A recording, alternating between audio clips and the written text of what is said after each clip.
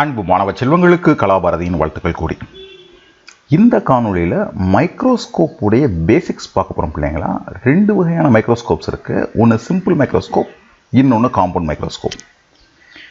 இது ஹிஸ்டாரிக்கலாக சார் உங்களுக்கு சொல்கிறதுனா ராபர்ட் ஹூக் அப்படிங்கிற சயின்டிஸ்ட் தான் இது என்ன செய்கிறாரு, இதை பயன்படுத்துகிறாரு.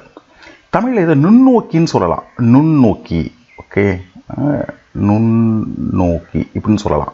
என்னோட அர்த்தம் என்னன்னு கேட்டிங்கன்னா, சிறிய பொருளை பெரியதாக காமிக்கிறது. சரிங்களா? இதில் 10th படிக்கக்கூடிய பிள்ளைங்களுக்கு பொதுவாக என்ன கன்ஃபியூஷன் இருக்குன்னா, மைக்ரோஸ்கோப்னா என்ன, டெலஸ்கோப்னா என்னன்றது பொதுவாக ஒரு கன்ஃபியூஷன் இருக்கும். பிள்ளைகளுக்கு தெளிவாக புரிஞ்சுக்கோங்க. மைக்ரோஸ்கோப்புங்கிறது சிறிய பொருளை, ஃபார் எக்ஸாம்பிள் ஒரு பாக்டீரியாவை பெருசாக பார்க்கணும், அதுக்கு பயன்படுது. டெலஸ்கோப்புங்கிறது தூரத்தில் இருக்கக்கூடிய ஒரு பொருளை பார்க்குறதுக்கு, லாங் டெலிஸ்கோப். சரிங்களா? ஸோ ரெண்டுடைய கன்ஸ்ட்ரக்ஷன், அமைப்பு, ஒர்க்கிங் எல்லாமே வெவ்வேறு. அதனால் நீங்கள் என்ன பிள்ளைங்க ஃபஸ்ட்டு புரிஞ்சுக்கோங்கன்னா, மைக்ரோஸ்கோப்பை டெலஸ்கோப்பை பயன்படுத்த முடியாது, டெலஸ்கோப்பை மைக்ரோஸ்கோப்பை பயன்படுத்த முடியாது. சின்ன வயசில் வர சந்தேகத்துக்கு அதெல்லாம் சொல்கிறேன்.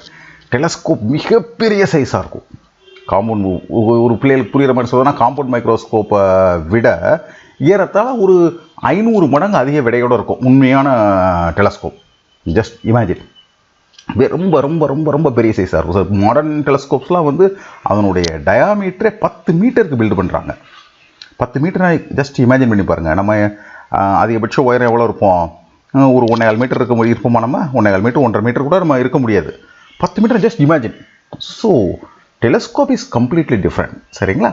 மைக்ரோஸ்கோப் லேபில் பயன்படுத்துறது சிறிய பொருளை பெரியதாக ஆக்கி காமிக்குது. இதுதான் பிள்ளைங்களா ஆரம்ப காலத்தில் பிள்ளைகளுக்கு ஒரு இன்ட்ரெஸ்ட் வந்துருக்கா சார் அதை காமிச்சிருக்கேன். ஆரம்ப காலத்தில் இந்த பேருங்க திஸ் இஸ் டிசெக்டிங் மைக்ரோஸ்கோப். என்னென்னு கேட்டிங்கன்னா, இந்த பாச்சா இதெல்லாம் ஆராய்ச்சி பண்ணும்போது அதை என்ன செஞ்சு பார்ப்பாங்க, அறுத்து பார்ப்பாங்க இல்லையா, அதுக்கு பயன்படுத்தின மைக்ரோஸ்கோப் பிள்ளைங்களா அது. சரிங்களா? இந்த மாதிரியான சிம்பிள் மைக்ரோஸ்கோப்புங்கிறது அடிப்படையில் ஒரே ஒரு லென்ஸ் மட்டும்தான். இதில் இருக்கிறது ஒரே ஒரு லென்ஸ் மட்டும்தான். ஸோ இதனோட அப்பர்ச்சரும் பார்த்தீங்கன்னா சின்னதாக தான் இருக்கும். ரொம்ப பெருசாக நீங்கள் பண்ண முடியாது. நீங்கள் உங்களோட அப்பர்ச்சர் பெருசாக இருந்துச்சுன்னா டிசைன் பக்காவாக இருக்கணும். இல்லாட்டி பார்வையில் அபரேஷன்ஸ் உண்டாகும். அபரேஷன் அர்த்தம் யூனிஃபார்ம் இருக்காது இல்லையா, டெப்த் இல்லாமல் இருக்கும். அபரேஷன்ஸ் டிஸ்டிங்க்டாக உங்களுக்கு தெரியாது. அதனால் நீங்கள் சின்ன ஃபோக்கல் லென்த்து தான் என்ன செய்ய முடியும், பயன்படுத்த முடியும். ஸோ வெளிச்சமும் பல நேரத்தில் இல்லாமல் இருக்கும். ஸோ த்ரூ மிரர் அரேஞ்ச்மெண்ட் மூலமாக அதுக்கு என்ன காமிப்பாங்க, சம் போதுமான லைட் இது கொடுப்பாங்க. ஏன்னா சின்ன அப்பர்ச்சர் இருக்கிறதுனால அதுக்கு தேவையான லைட் கிடைக்காது இல்லையா. புரியுதுங்களா? அப்பர்ச்சர்னா லென்ஸுடைய இந்த டிஸ்டன்ஸ்க்கு பேர் அப்பர்ச்சர் பிள்ளைங்களா. இந்த டிஸ்டன்ஸ் பேர் அப்பர்ச்சர். சரிங்களா? இந்த அப்பர்ச்சர் கூட இருந்தால் தான் it can take large amount of light. Large amount of light இருந்தால் தான் நம்மளால் பார்க்க முடியும். இருட்டில் பார்க்க முடியாது இல்லையா. ஸோ அதனால தான் இந்த அரேஞ்ச்மெண்ட்லாம் வச்சுருக்காங்க. இதை இங்கே ஒரு டயக்ராம் காமிச்சிருக்கோம் பிள்ளைங்களா. இதுக்கு பின்னாடி நிறைய டெரிவேஷன்ஸ் எல்லாமே இருக்குது. பட் நான் 10th பிள்ளைங்களுக்கு அதுக்குள்ளெல்லாம் போக முடியாது இல்லையா.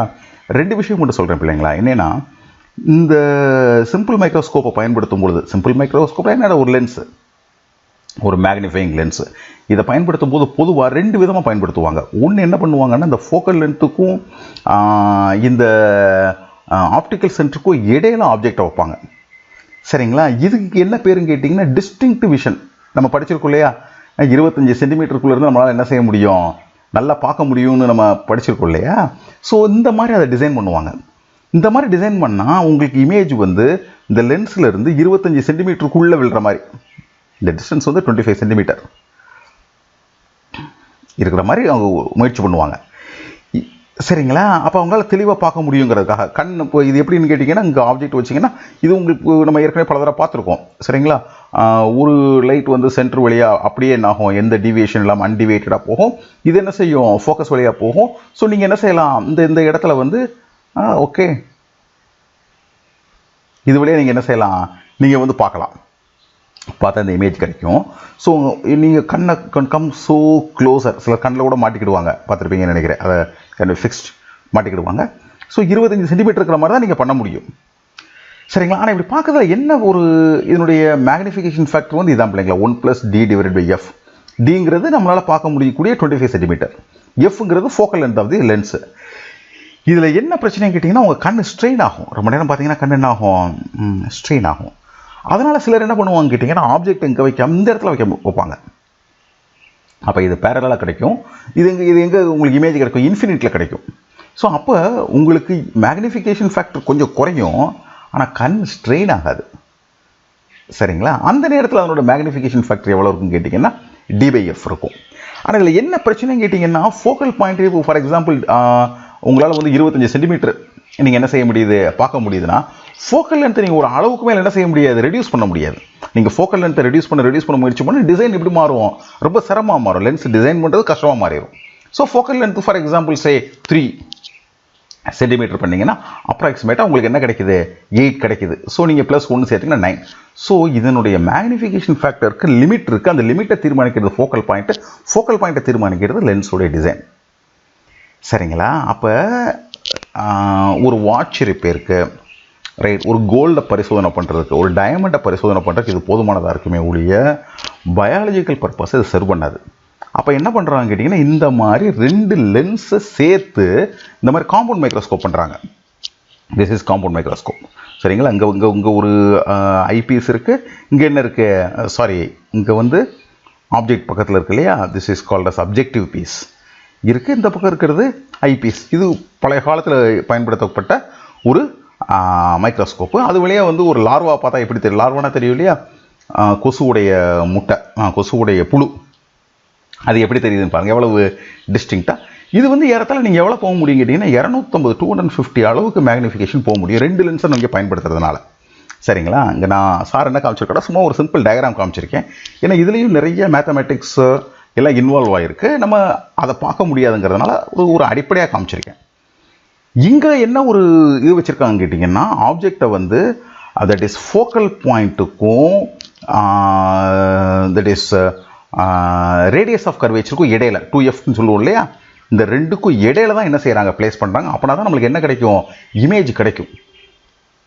இந்த இமேஜ் தான் 2வது லென்ஸுக்கு ஆப்ஜெக்டாக இருக்குது. இந்த லென்ஸு ஆப்ஜெக்ட் பக்கத்தில் இருக்கிறதுனால இதுக்கு பேர் அப்ஜெக்டிவ். இந்த லென்ஸு கண்ணுக்கு பக்கத்தில் இருக்கிறதுனால இதுக்கு பேர் ஐபீஸ். சரிங்களா? அப்போ நமக்கு என்ன புரிஞ்சு போயிடுச்சுன்னு கேட்டிங்கன்னா இது வந்து எங்கே இருக்குது, சென்டர் ஆஃப் ஆப்டிக்கல் சென்டருக்கும் உங்களுடைய ஃபோக்கல், இந்த லென்ஸுடைய ஃபோக்கல் பாயிண்ட்டுக்கும் இடையில நீங்கள் வைக்கும் பொழுது உங்களுக்கு என்ன கிடைக்கும், இமேஜ் கிடைக்கும். அது என்ன இமேஜ் கிடைக்கும், வெர்ச்சுவல் இமேஜ் கிடைக்கும். சரிங்களா? இதில் நீங்கள் மேக்னிஃபிகேஷன் கூடிரும். இந்த மேக்னிஃபிகேஷனுக்கு ஒரு சிம்பிள் ஒரு டெரிவேஷன் இருக்குது. என்ன விஷனுக்கு, நார்மல் விஷனுக்கு this is L/F0 into D/F0 சொல்லக்கூடாது, F0 focal length of the இந்த லென்ஸு ஆப்ஜெக்டிவ் லென்ஸ், FEங்கிறது focal length of the eyepiece. சரிங்களா? இது இப்படி நீங்கள் என்ன செஞ்சிடலாம், இதை கண்டுபிடிக்கலாம். திஸ் இஸ் 2உடைய ப்ராடக்ட் ஆஃப் மேக்னிஃபிகேஷன் ஃபேக்டர். இது நீங்கள் எவ்வளோ போக முடியும், ஏறத்தாழ 250 போக முடியும். அதனுடைய மேக்னிஃபிகேஷன் ஃபேக்டர் வந்து 250 வரைக்கும் நீங்கள் போக முடியும். இதே மைக்ரோஸ்கோப்பை சம் டிசைன்ஸ் மூலமாக என்ன செய்யலாம் கேட்டிங்கன்னா இப்போ இதில் சிம்பிளாக மவுண்ட் பண்ணியிருக்காங்க. வெர்னியரில் மவுண்ட் பண்ணலாம். ரைட், வெர்னியரில் என்ன செய்வாங்க, மவுண்ட் பண்ணுவாங்க. அப்படி வெர்னியரில் நீங்கள் வெர்னியர் ஸ்கேலோட மவுண்ட் பண்ணால் ஃபார் எக்ஸாம்பிள் அது எதுக்கு பயன்படுத்துவாங்கன்னா சே சர்ஃபேஸ் டென்ஷன் கண்டுபிடிக்கிறதுக்குலாம் நீங்கள் இந்த மெனிஸ்கஸ் பார்க்க வேண்டியது இருக்கும். சரிங்களா? இந்த மெனிஸ்கஸ் பார்க்க வேண்டியது இருக்கும். ஸோ இந்த 2 மெனிஸ்கஸ்க்குள்ள டிஸ்டன்ஸ் நீங்கள் மெஷர் பண்ண வேண்டியது இருக்கும், எக்ஸாக்டாக மெஷர் பண்ண வேண்டியது இருக்கும். அந்த நேரத்தில் உங்களுக்கு நீங்கள் பார்க்கவும் செய்யணும். ரைட், எவ்வளோ தூரம் தள்ளி அடுத்ததை பார்த்தோங்கிறதையும் பார்க்கணும். அப்போ எவ்வளோ மூவ் பண்ணுறோன்றதை பார்க்க வேண்டியது இருக்கும். அப்போ உங்களுக்கு கேலிப்ரேஷன் தேவைப்படும். அப்போ மைக்ரோஸ்கோப்பை அந்த மாதிரி வெர்னியரை வச்சு கேலிப்ரேட் பண்ணால் அதுக்கு பேர் ட்ராவலிங் மைக்ரோஸ்கோப். லேபில் நம்ம உங்கள் ஃபிசிக்ஸ் டீச்சர்ஸ்ட்டை கேளுங்க, அவங்க காமிப்பாங்க எப்படி அதில் வந்து என்ன செஞ்சுருக்காங்க, வெர்னியர் வந்து ஃபிக்ஸ் பண்ணியிருக்காங்கன்றதை காமிப்பாங்க. ஸோ இதுதான் பிள்ளைங்களா மைக்ரோஸ்கோப்புடைய அடிப்படை. நுண்ணோக்கின்னு சொல்கிறோம், அதனோட அடிப்படை இதுதான். பிள்ளைகளுக்கு ஏதேனும் சந்தேகங்கள் இருந்துச்சுன்னா கமெண்ட் பாக்ஸில் தெரியப்படுத்துங்க. உங்கள் அனைவருக்கும் கலாபாரதியின் அன்பு வாழ்த்துக்கள்.